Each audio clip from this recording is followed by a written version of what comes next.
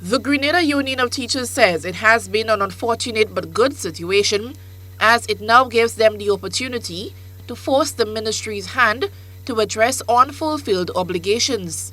Additionally, it says parents were ill-advised when the ministry, through its media release, said parents were not supposed to consider the requests of the GBSS principal. As a result, the Grenada Union of Teachers, the GUT, has put forward a number of measures, including a day of reflection on Thursday, where teachers are being asked to stay away from the classroom. GUT President Lyden Lewis says the moves are simply to get the Ministry of Education to put its money where its mouth is. We demand an immediate and equivocal retraction of the ministry's press release and the statements made by Minister Steele. 2, we are asking that all principals and teachers in the Tri-Island state of Grenada, Carriacou, and Petit Martinique remain at home on Thursday, June the 1st, to rest and reflect. We are going to rest and reflect on the struggles of the many years of fundraisers, of the many years of struggling under difficult and trying conditions. We're going to rest and reflect and come prepared to take further action, if needs be, against the Ministry of Education. And we're going to further ask that all schools suspend all fundraising activities geared at school improvement for 1 year, beginning September 2017 to July 2018. The Ministry of Education has said that the GBSS principal, Thomas Phillip, failed to communicate with all authoritative levels before making a decision to ask parents to pay for their children's furniture. The Principals Association, through the voice of President Dominic Jeremiah, is asking for principals to be given more freedom to take initiatives. We understand that sometimes this is necessary, but principals must be given the freedom and the autonomy to take initiative.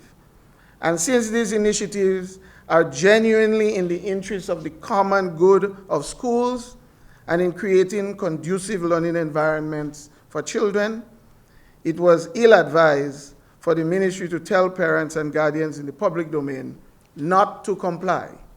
GUT President Lewis says there are a number of issues it would like the ministry to address before the start of the new school term.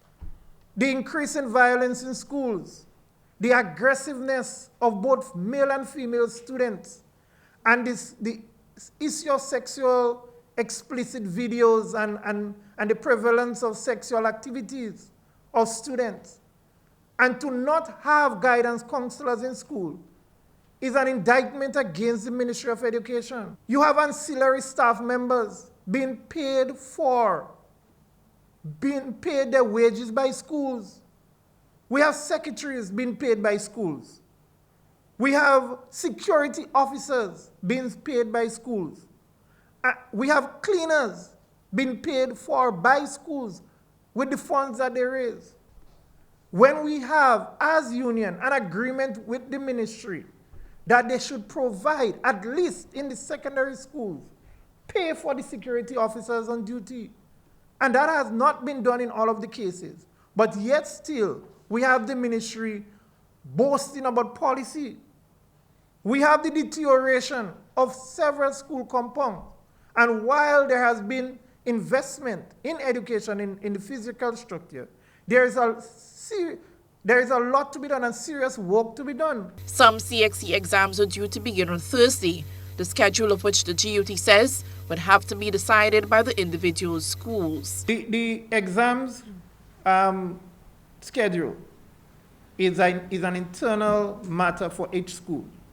So they'll just make the necessary arrangement and reschedule the start of the exams by 1 day. The Ministry of Education has to be smiling that it's only 1 day we have taken to rest and reflect. Meanwhile, the union says the ministry had requested a meeting with them on Tuesday. However, they cannot guarantee any meeting with the ministry before Friday based on their schedule. Eugenia Peters, GBN News.